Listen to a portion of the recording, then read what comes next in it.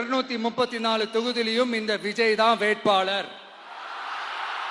அப்படின்னு தான் அதை நான் செஞ்சிருக்கிறேன். ஏன்னா நம்மளுடைய வேட்பாளர்கள் யாரும் டாட்டாவோ பிர்லாவோ அம்பானியோ அதானியோ கிடையாது.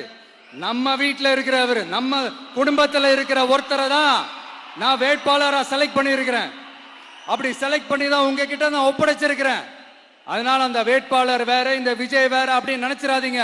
இந்த விஜய் தான் வேட்பாளர், அந்த வேட்பாளர் தான் விஜய்.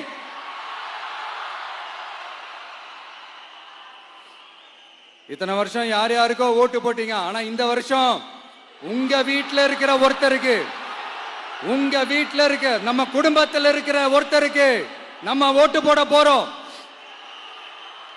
அந்த வேட்பாளர்களுக்கு நீங்க ஓட்டு போடுறது நமக்கு நாமளே ஓட்டு போட்டுக்கிற மாதிரி. அந்த வேட்பாளர் ஜெயிச்சா நாம ஜெயிச்ச மாதிரி. இப்படிப்பட்ட ஒரு எமோஷனலான ஒரு எலெக்ஷனை தமிழ்நாடு இல்ல, இந்தியாவே பார்த்திருக்காது. இது நீங்க எவ்ரி 5 years வர ஒரு எலெக்ஷன் மாதிரி இதை நினைச்சிடாதீங்க. இது வேற, இது ஒரு அதிசய எலெக்ஷன். 50 வருஷத்துக்கு ஒரு வாட்டி நடக்கிற ஒரு எலெக்ஷன் மாதிரி. அதனால அந்த சான்ஸை மிஸ் பண்ணிடாதீங்க மக்கள்.